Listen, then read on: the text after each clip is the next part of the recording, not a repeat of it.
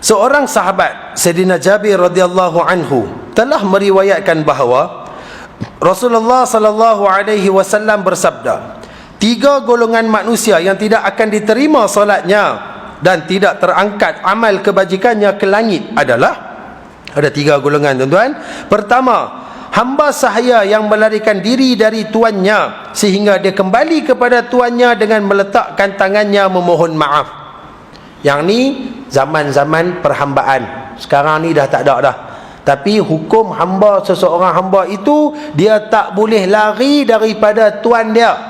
Kalau dia lari, dia berdosa besar, dia dikira sebagai orang yang bersalah, diberikan dosa oleh Allah Subhanahu wa taala, tidak akan diampunkan sehingga dia mai jumpa tuan dia balik minta maaf. Benda tu rasa tak perlu nak bicara sebab benda tu tak ada dah lah ni. Yang kedua, isteri yang ingkar, dimarahi oleh suaminya kerana enggan tidur bersama kecuali suaminya merelakannya. Isteri yang ingkar lah ni banyak tuan-tuan. Pengaruh-pengaruh drama, filem dan sebagainya antara penyumbang kepada isteri-isteri yang mula derhaka kepada suami. Ditambah pula persekitaran yang tak cantik bila dia tengok artis-artis, dia tengok duta-duta daripada perempuan-perempuan yang tak berapa nak jaga akhlak dan kemuliaan agama mereka ni, menyebabkan mereka tertarik nak ikut. Isteri pula zaman lah ni kebanyakannya mementingkan kecantikan. Kan, umur 60 nak bagi nampak macam 29. Payah tuan-tuan ni. Tapi mereka buat macam-macam. Makan ubat tu, sapu benda ni, buat macam-macam. Isteri-isteri yang apabila suami mereka tak redha kepada mereka ni tuan-tuan, maka ketika itu mereka sentiasa berada di bawah laknat dan juga kemurkaan Allah Subhanahu wa taala.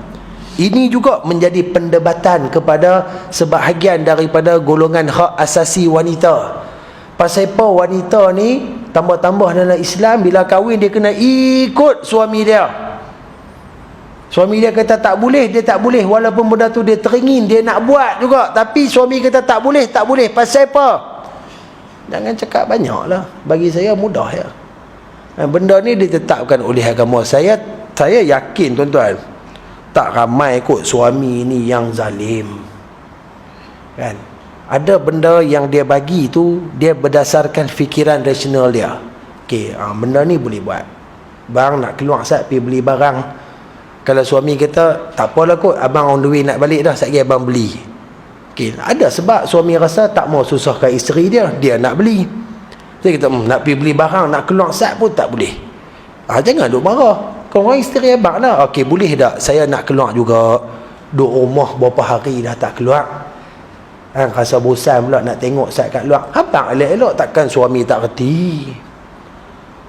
Kadang-kadang komunikasi pun menjadi masalah penyebab berlakunya hubungan yang tak cantik antara suami dan isteri. Kecualilah kalau suami itu dia zalim. Sebab tuan-tuan, kalau kita tengok bab hukum fiqh, terutama fiqh munakahat, bila bicara bab nusyuz yakni derhaka, derhaka dia bukan hanya sekadar melibatkan isteri yang derhaka, bahkan dia ada juga suami yang derhaka. Suami yang tak bagi nafkah, suami yang tak jaga amanah dengan betul, suami itu juga dikira sebagai derhaka. Sebab tu ketika mana selepas proses akad nikah, suami akan baca ta'liq bahawasanya saya sekian-sekian nama, suami kepada sekian-sekian nama, kalaulah saya tinggal dia dalam sesuatu tempoh tanpa memberi nafkah, tanpa memberi dia punya duit dan sebagainya, wang belanja dan sebagainya, jika saya tak jaga dia betul-betul, dia pergi report kat mahkamah, sabit salah, maka tertalak dengan 1 talak. Biasalah kita duk dengar benda tu kan. Makna kata itu perlindungan kepada isteri kalau suami itu derhaka, suami itu tak jaga kebajikannya. Tapi sebagai seorang isteri, dia kena sedar bahawa ketika mana suami itu telah pun melafazkan akad nikah, maka ketika itu tanggungjawab dia telah pun beralih daripada seorang anak yang taat kepada mak pak kalih kepada taat kepada suami. Sedangkan suami ketika mana selesai melafazkan akad nikah, tanggungjawab dia bertambah satu lagi. nak kena jaga isteri dia juga, kena jaga kebajikan, kena jaga apa-apa yang berkaitan dengan isteri dia. Dalam masa yang sama, tak boleh dikurangkan sikit pun tanggungjawab dia sebagai anak kepada mak dan ayah dia. Makna kata berat kepada orang lelaki. Walaupun kita nampak dari segi, oh, isteri kira kena dengar cakap suami, tapi isteri kena sedar bahawa suami ada tanggungjawab yang lain. Isteri dia kena jaga suami, dan kalau ada anak, jaga anak-anak, yang tu saja. Tapi suami dah. Sebab tu di sini disebut sehingga tahap Nabi bagi tahu amalan tak diterima. Makna kata benda tu benda berat. Jadi isteri kena faham betul-betul. Jangan sekali-kali dia duk buat benda yang boleh menyebabkan suami dia marah. Dia kena melakukan apa saja untuk menyenangkan suami dia. Kalau dia tak mampu nak buat benda-benda tersebut dan sebagainya, cakap dengan elok, bagi tahu. Jangan tunjuk riak wajah di muka, tarik muka, masa muka, tak mau cakap, tak mau tidur dengan suami. Ketika itu dia jadi derhaka. Penat, tak larat, tak sihat, bagi tahu. Suami balik, boleh tak tolong bantu ayah? Tak larat lah, rasa hari ni demam lah, abang boleh tolong tak buat? Abang elok-elok. Ni dia kita pun sakit macam ni pun dia tak reti nak ambil tahu. Kadang-kadang bukannya kita tahu pun sihat ke tak. Saya ambil contoh lah. Kan? Bila komunikasi kita cantik, insya-Allah rumah tangga akan terpelihara. Sebab isteri yang derhaka ni tuan-tuan, banyak kesan dia kepada rumah tangga. Kita bicara tentang kesan buruk, lebih banyak kesan buruk daripada kesan baik. Dan yang ketiga, Nabi SAW sebut penggemar arak, yakni peminum tegar, sehingga dia normal ingatannya. Dalam hadis ni, lagi mana orang tu mabuk tuan-tuan, segala kebajikan dia sama sekali tidak akan diterima oleh Allah Subhanahu wa ta'ala. Buatlah apa pun, sehingga Allah Ta'ala telah mengarahkan kepada orang yang minum arak, jangan sekali-kali menunaikan solat. Saya dah baca dah ayat tu bulan lepas. La taqrabu salata wa antum sukara. Jangan kamu menghampiri solat. Jangan duk buat ibadat solat dalam keadaan kamu mabuk. Hatta ta'lamu ma taqulun, sehingga kamu faham, kamu tahu apa yang kamu sebutkan, apa yang kamu cakap. Sebab sepanjang-panjang dalam tempoh kita bermabukkan itu tuan-tuan, yang kita dapat hanyalah kejian, laknat, kemarahan dan perkara-perkara yang buruk yang datang daripada Allah Subhanahu wa ta'ala. Sehingga kan amal ibadat kita tak naik, tak sampai ke Allah. Macam ibarat kita tak buat apa langsung kebaikan di sisi Allah Subhanahu wa ta'ala. Baik. Dan adapun maksud perkataan khamar itu adalah semua jenis minuman yang boleh merosakkan otak atau fikiran, sama ada dalam bentuk cairan yakni minuman ataupun kering, sama ada makanan maupun minuman. Jadi Nabi sebut dalam hadis yang menjadi asas kepada pengharaman arak ni, Nabi kata kullu muskirin khamrun, setiap yang memabukkan itu adalah arak. Wa kullu khamrin haramun, dan setiap arak itu adalah haram. Jadi Syekh datangkan di sini, Syekh bagi tahu benda-benda yang kira bila kita minum dia mabuk, kita makan mabuk, semua itu dikira sebagai arak. Contoh minuman yang bukan arak, bukan berasal daripada anggur, tapi kalau minum mabuk, koroi ya. Tuan-tuan tahu koroi? Sini dia panggil apa? Ketum. Ketum. Minum mabuk, dia jadi khayal nak beli arak mahal, orang kata arak haram. Ketum tak apa. Ketum sebab dia daun. Yalah. Kalau ketum sahaja semata-mata yang menjadi amalan tradisi orang-orang dahulu, lain. Hak ni zaman canggih. Dalam dia rebus hidung ketum tu, dia campur dengan segala ubat batuk yang saya dengar lah. Tak tahulah ubat batuk, ubat nyamuk, ubat gegat, segala mak nenek benda tu. Hak tuang Coca-Cola lah, apalah. Hasil dia lebih mengancam. Kena sikit dia punya high dia tarik terus tak ingat apa. Itu dikira sebagai arak. Dalam bentuk kering, contoh dia apa? Dadah. Tak kira lah dadah jenis ais ke, jenis pil kuda ke, eramin ke, apa-apa saja. Makan, duk sat, kita akan jadi khayal. Kita akan jadi tak ingat apa. semua itu dikategorikan sebagai jenis arak. Apa-apa saja. Maksudnya kita melakukan perbuatan tersebut dengan makanan dan minuman. Naik feri mabuk, hak tu bukan dia. Hak tu mabuk laut, tak dikira sebagai benda arak, hak tu benda lain. Ni makanan dan minuman yang kita tahu kalau kita makan, kita minum, memang dia ada efek dia. Boleh menghilangkan akal dan kewarasan kita, maka dihukum semua itu dalam hukum arak. Jangan duk tukar nama lah, jangan duk sebut apalah. Boleh faham dengan jelas kot no? Bukan semata-mata yang kata arak ni yang mana diperah dengan anggur, yang diperam, kemudian bila minum dia mabuk, yang busuk. Tak. Semua benda yang boleh memabukkan, menghilangkan kewarasan akal, sama ada cecair ataupun bentuk pil, benda basah atau benda kering, dia dikira sebagai arak. Okey? Baik. Dan menurut Sayyidina Abu Sa'id Al-Khudri radhiyallahu anhu, bahawa Rasulullah sallallahu alaihi wasallam diriwayatkan bersabda, Allah tidak akan menerima solat orang yang minum minuman keras, yakni arak, selagi mana masih ada berbekas di dalam jasadnya walaupun sedikit.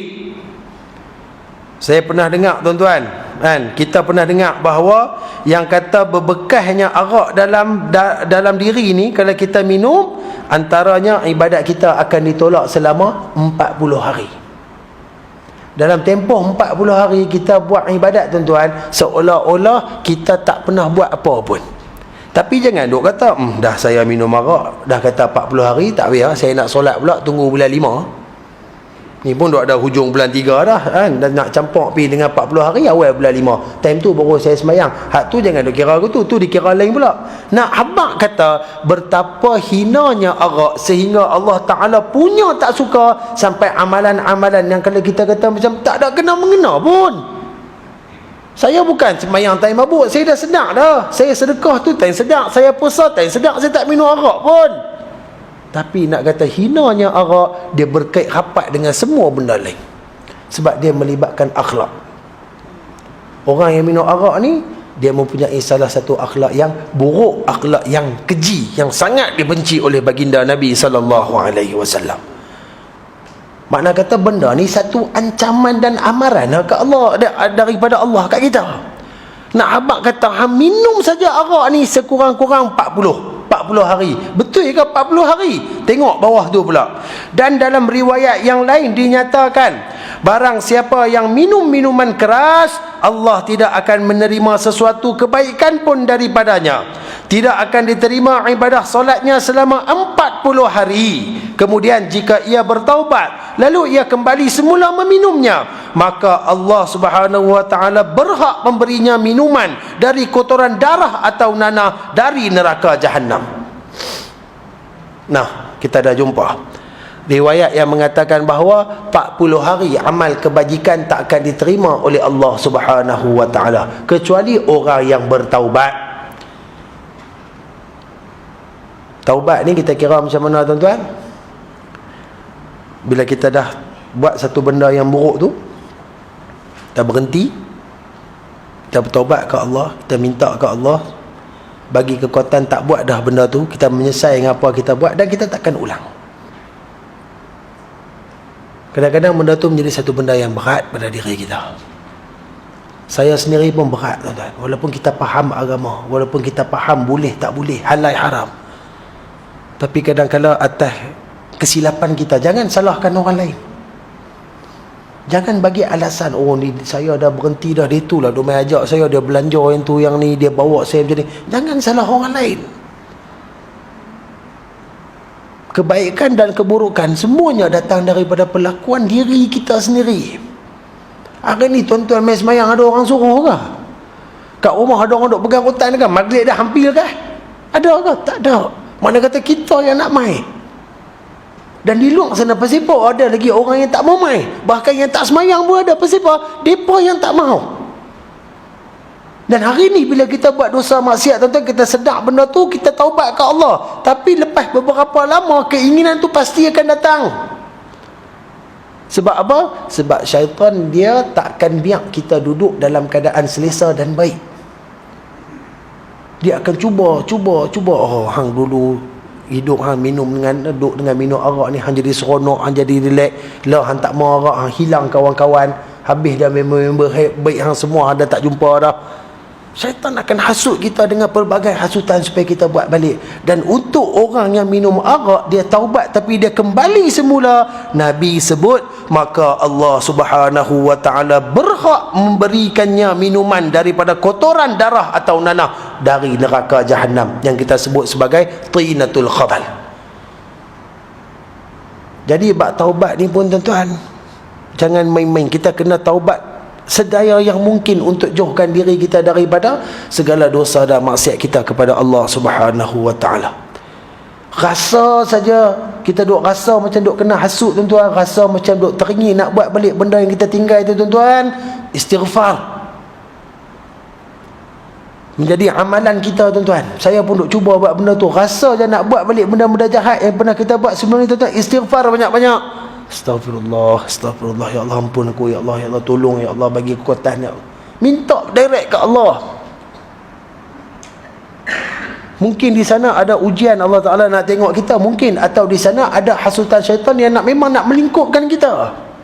Siapa yang nak jaga diri kita melainkan kita? Allah takkan tanya orang lain berkenaan dengan kita nanti di hari akhirat. Allah akan tanya kita. Lama mana kita hidup nak salahkan orang? Lama mana kita nak tunding jari kepada orang yang tak ada kaitan dengan kita? Semua kita nak pelepas bagi alasan. Lama mana tuan-tuan? Hidup kita dah tak lama dah sebenarnya. Dah tak lama dah. Masing-masing saya tuan-tuan, mana kata makin hari kita duk pi ke mati. Duk sebut berkali-kali dah. Bukan kata saya, semua orang, banyak orang duk sebut bab ni. Tapi lama mana saya memang dah insaf dah, saya dah okey dah, tak teringat dah benda tu. Kawan-kawan saya mai balik, depa lah duk ajak saya sangkut balik. Takkan nak jawab macam tu di hadapan Allah Subhanahu wa ta'ala. Agak-agak Allah nak terima. Duk kerja salah orang lain yang hang buat apa? Hang tahu benda tu tak boleh, hang dah pernah berhenti, hang dah pernah insaf, awak hang buat balik. Jam kita nak jawab nanti di hadapan Allah. Jadi tuan-tuan, dalam keadaan macam ni, kita tak mau mendapat benda-benda yang buruk yang telah pun dijanjikan oleh Allah Subhanahu wa ta'ala kepada orang yang derhaka kepada perintah Allah. Kita nak masuk syurga, kita nak dapat benda-benda yang sedap. Duduk dalam syurga ni kira seronok lah tuan-tuan. Kira seronok lah. Tuan-tuan berjaga-jagalah lali dengan puak-puak liberal yang mereka nak cuba main kita punya kepercayaan dan akal kita. Tuan-tuan berpegang teguh, syurga hanyalah untuk orang beriman kepada Allah. Siapa kata? Allah kata. Allah itu siapa? Tuhan penganut Islam. Lain daripada orang Islam, kami tak tahu. Kami tak tahu agama hampa. Hampa tahu agama hampa. Kami tahu agama kami saja. Dan Allah sebut dalam surah Kafirun tu, pegang betul-betul tuan-tuan. Lakum dinukum waliyadin. Hampa agama hampa, kami agama kami. Hampa jangan ambil tahu hai agama kami, hampa jangan sibuk. Kalau hampa nak belajar agama kami belajar hampa elok.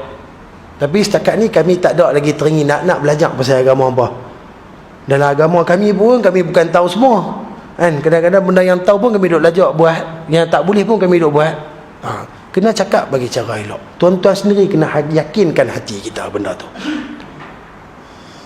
Sebab benda ni kita nampak benda yang takkan berlaku lagi. Benda yang berada di satu alam yang lain. Tapi agama kita suruh kita percaya. Maka kena percaya. Nah, baik.